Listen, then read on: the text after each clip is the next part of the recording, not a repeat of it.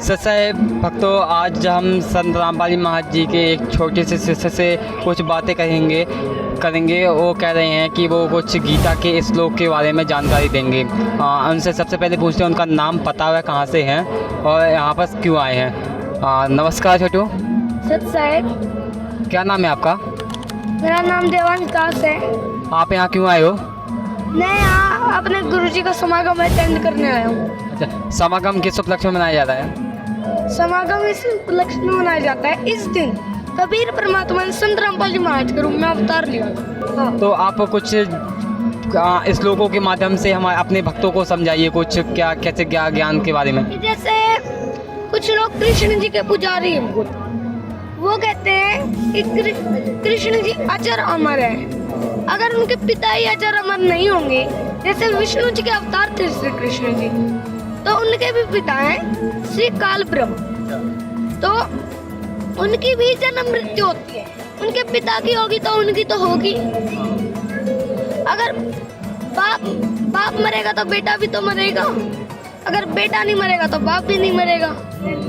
तो गीता अध्याय 4 श्लोक 5 में विष्णु जी के पिता काल ब्रह्म कह रहे हैं, बहुनी में व्यतीतानि जन्मानि तव च अर्जुन, तानि अहम वेद सर्वाणि ये तो हम वेद परंतप। अर्थ, हे परंतप अर्जुन, तेरे और मेरे बहुत से जन्म हो चुके हैं, उन सबको तू नहीं जानता किंतु मैं जानता हूँ। और उस पूर्ण परमात्मा को बताया उनने 2 श्लोक 17 में कि अविनाशी तु तत्व विद्धि येन सर्वम इदम ततम विनाशम एवस्य अस्य न कश्चित कर्तुम अर्हति। अर्थ कि नाश रहित तो तू उसको जान जिससे संपूर्ण जगत व्याप्त है। उस अविनाशी का विनाश करने में कोई समर्थ नहीं है। और कुछ लोगों के मन में ये भी सवाल होता है, मोक्ष प्राप्ति कैसे होगी? और मोक्ष प्राप्ति की सही विधि अभी संत रामपाल जी महाराज बता रहे हैं वेदों शास्त्रों से प्रमाणित। वैसे तो दुनिया में बहुत सारे संत हैं, कितने लाखों बाबा हैं, वो सारे ही अपना अलग अलग प्रवचन करते हैं।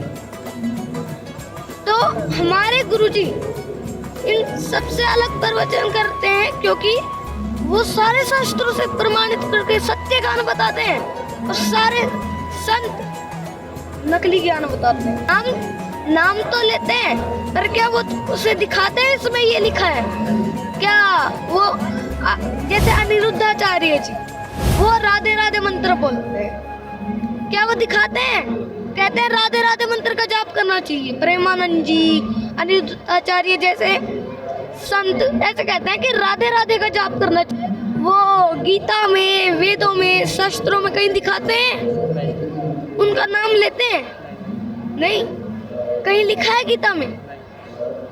फिर तो इसलिए ये सब इनके मंत्र भी नकली हैं, ये खुद ही नकली है।